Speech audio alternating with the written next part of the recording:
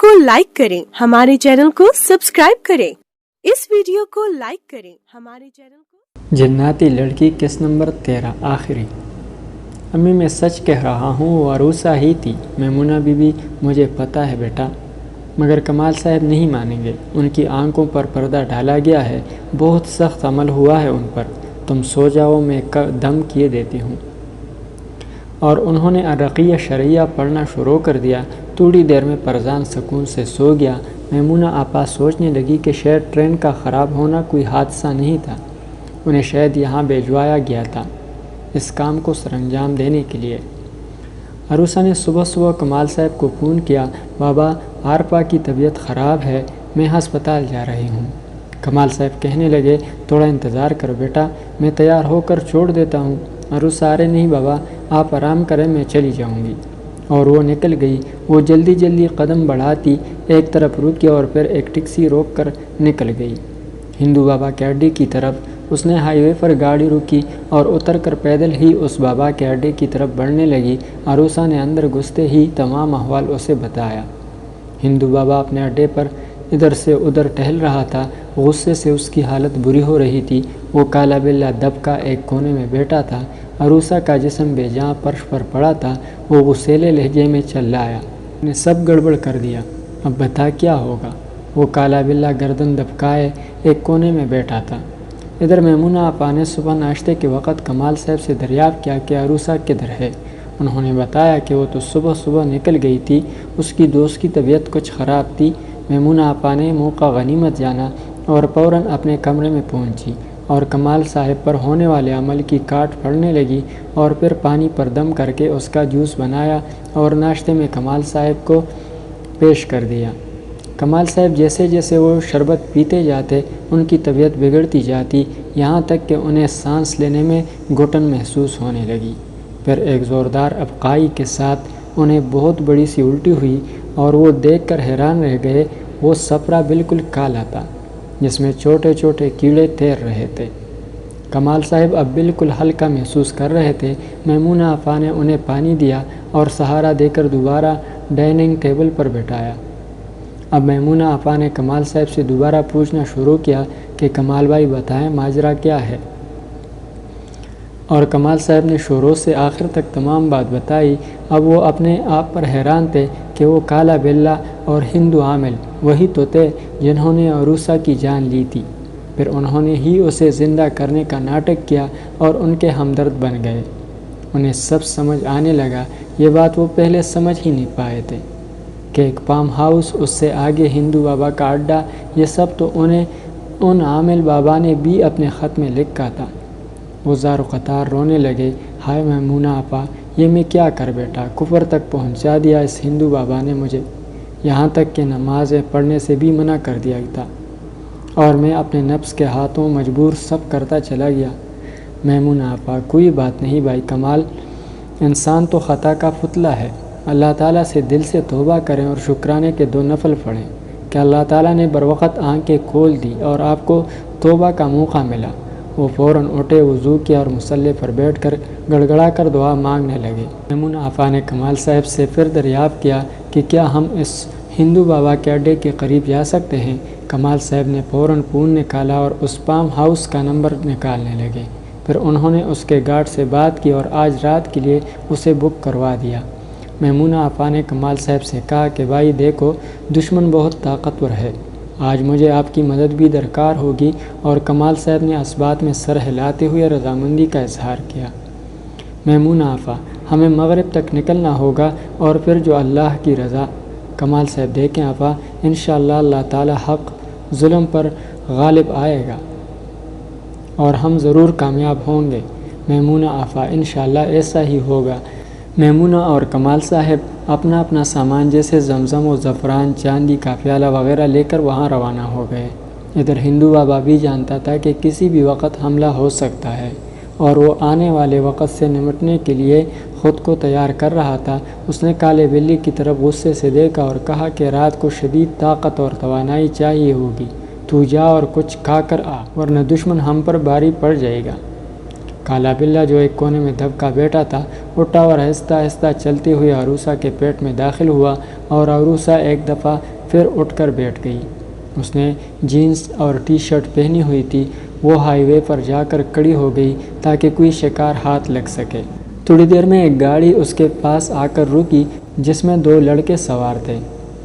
Driving seat پر بیٹھے لڑکے نے اپنا چشمہ ہاتھوں سے نیچے کرتے ہوئے عروسہ کے سراپے کو بغور دیکھا اور پوچھنے لگا، میڈم آپ کو کہیں جانا ہے؟ چھوڑ دیں۔ عروسہ نے مسکراتے ہوئے کہا، بس ہم تو آپ جیسے لوگوں کی امید میں ہی کھڑے ہوتے ہیں۔ وہ لڑکا عروسہ کا اشارہ سمجھ چکا تھا، برجستگی سے پوچھنے لگا، کتنے پیسے لوگی؟ عروسہ کہنے لگی، بس جو ٹھیک لگے۔ تھوڑا آگے جا کر کنارے پر گاڑی ویرانے میں اتار دو، اور دروازہ کھول کر پیچھے بیٹھ گئی۔ دوسری طرف جو لڑکا آگے بیٹھا تھا دانت نکالتے ہوئے چلتی ہوئی گاڑی میں ہی پیچھے کی طرف کود کر آنے لگا۔ عروسہ نے اپنا ہاتھ اس کے چہرے پر رکھا، اتنی بھی کیا بے صبری ہے، چل تو رہے ہیں نا؟ اور تھوڑی دور جا کر لڑکے نے گھنی جھاڑیاں دیکھی تو گاڑی روڈ سے نیچے اتار دی۔ عروسہ گاڑی سے اتری تو ایک لڑکا اس کا ہاتھ پکڑ کر اسے گھنی جھاڑیوں کی طرف لے جانے لگا۔ اس نے ایک ہاتھ عروسہ کی گردن میں ڈالا اور ہنستے ہنستے اس کے ساتھ جانے لگا۔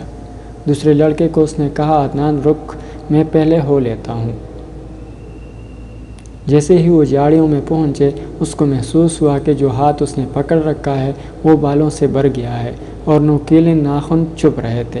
اس نے گھبرا کر دیکھا تو جھٹکے سے اپنا ہاتھ چھڑایا۔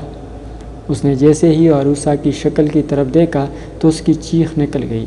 ادھر عدنان ہنستے ہوئے کہنے لگا، آرام سے بھائی، لگتا ہے لڑکی جان نکال دے گی۔ عروسہ نے ایک جھٹکے سے دونوں ہاتھ اس کی گردن پکڑی اور اپنے نوکیلے دانت اس کی گردن میں گاڑ دیے۔ دیکھتے ہی دیکھتے وہ پورا نیلا پڑ گیا اور عروسہ نے اپنا ہاتھ اس کی گردن سے ہٹائے اور وہ بے جان ہو کر زمین پر گر گیا۔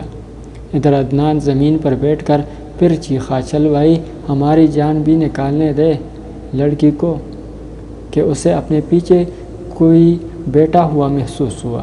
عروسہ نے کان میں کہا، جیسا تم کہو، اور منہ کھول کر پورا کان ایک جھٹکے سے منہ میں لے کر چبانے لگی۔ عدنان کی چیخیں پورے ویرانے میں گونج رہی تھی۔ وہ ایک ہاتھ سے کان کے پاس ہاتھ لگا کر زمین پر رگڑتے ہوئے پیچھے ہونے لگا۔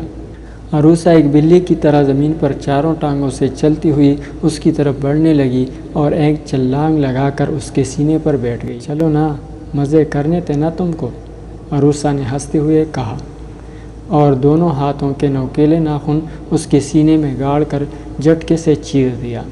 عدنان کی فلک شگاف چیخیں فضا میں بلند ہونے لگی۔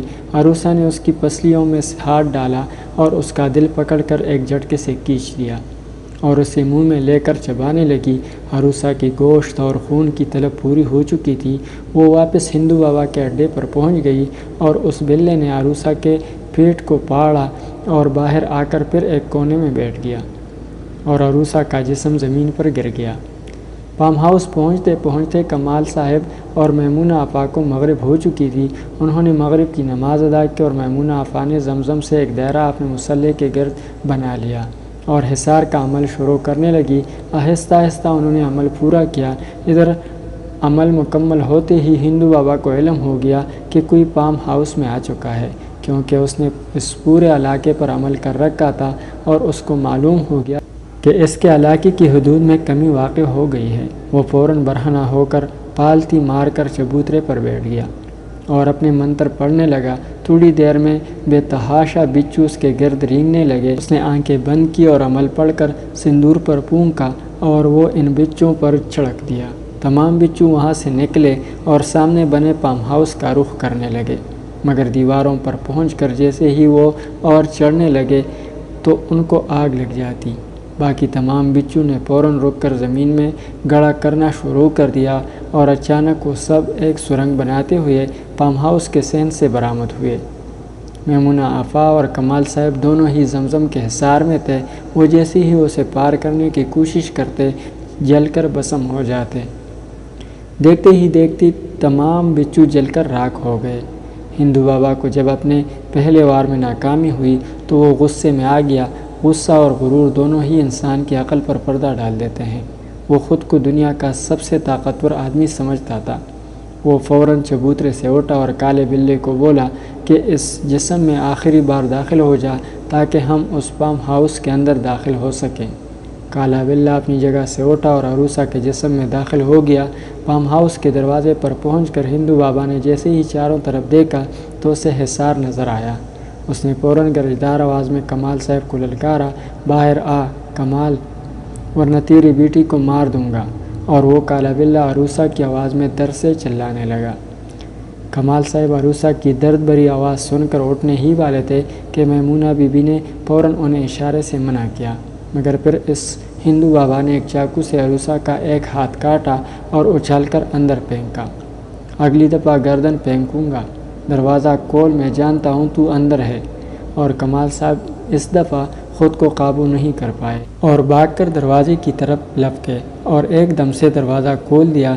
دروازہ کھلتے ہی عروسہ نے ایک ہاتھ سے کمال صاحب کی گردن کو دبوچ لیا اور انہیں ہوا میں اٹھا کر اندر داخل ہو گئی۔ اس کے پیچھے پیچھے ہندو بابا بھی اندر داخل ہو گیا۔ میمونہ بی بی خود کو بہت مجبور محسوس کر رہی تھی۔ وہ کمال صاحب کو بچانا چاہتی تھی مگر وہ اس حصار سے باہر بھی نہیں جا سکتی تھی۔ اس کالے بلے نے ایک جھٹکے سے کمال صاحب کی گردن ان کے دھڑ سے الگ کر دی اور میمونہ آفا کی طرف دیکھ کر مسکراتے ہوئے کمال صاحب کے جسم سے خون پینے لگی۔ ہندو بابا میمونہ آفا کے سامنے بیٹھ گیا اور منتر پڑھنے لگا۔ میمونہ آفا نے فوراً چاندی کے پیالے میں زمزم نکالا اور زعفران لے کر اس میں گھول دیا۔ اب انہوں نے قرآنی آیات کا ورد شروع کیا، پھر وہ پیالے کا پانی اچھال کر فارم ہاؤس کے دروازے کی طرف پھینک دیا۔ اب وہ تینوں اس فارم ہاؤس میں بند ہو چکے تھے۔ میمونہ آفا نے ان کے باہر جانے کا راستہ بند کر دیا تھا۔ اب حال یہ تھا کہ جو جیتے گا وہی وہاں سے زندہ باہر نکلے گا۔ ہندو بابا نے سندور سے زمین پر کچھ لکھا اور پھونک ماری تو کالا بلہ عروسہ کے جسم سے باہر آ گیا اور اس نے میمونہ آپا کی طرف چھلانگ لگا دی۔ جیسے ہی وہ زمزم کے دائرے کی اوپر پہنچا، اس کی چیخیں ہوا میں بلند ہوئی۔ اس کے پورے جسم میں آگ لگ چکی تھی اور وہ فرش پر جلتے ہوئے تڑپ رہا تھا۔ یہ ہندو بابا کے لیے بہت بڑی ہار تھی۔ وہ اب سٹپٹا کر رہ گیا تھا۔ اچانک وہ کالا بلہ جلتے ہوئے ہی اٹھا اور اس نے ہندو بابا پر ہی چھلانگ لگا دی۔ کالے بلے کے جسم میں آگ لگی ہوئی تھی۔ بیاپا نے ہندو عامل کا جادو پلٹ دیا تھا اور وہ کالا بلہ ہندو بابا کو ہی میمونہ آپا سمجھ رہا تھا اور اس نے دیکھتے ہی دیکھتے عامل بابا کے جسم کا سارا خون پی لیا اور خود بھی جل کر راکھ ہو گیا۔ میمونہ آپا نے آنسو پوچھتی ہوئی عروسہ کے جسم کو اٹھایا اور اسے غسل دے کر ایک چادر پہنا دی۔ اتنی دیر میں انہوں نے پرزان کو فون کر کے پولیس کے ساتھ وہاں بلوا لیا۔ پولیس نے فارم ہاؤس لگے CCTV کیمرے کی ریکارڈنگ دیکھی اور میمونہ آپا کی باتوں کا یقین کر لیا اور پھر عروسہ اور کمال صاحب کی تدفین کروا دی۔ اس طرح ایک ظالم جادوگر اور اس کے جادو کا خاتمہ ہوا۔ ناظرین، امید کرتا ہوں کہانی پسند آئی ہوگی۔ اگلی کہانی تک اللہ حافظ۔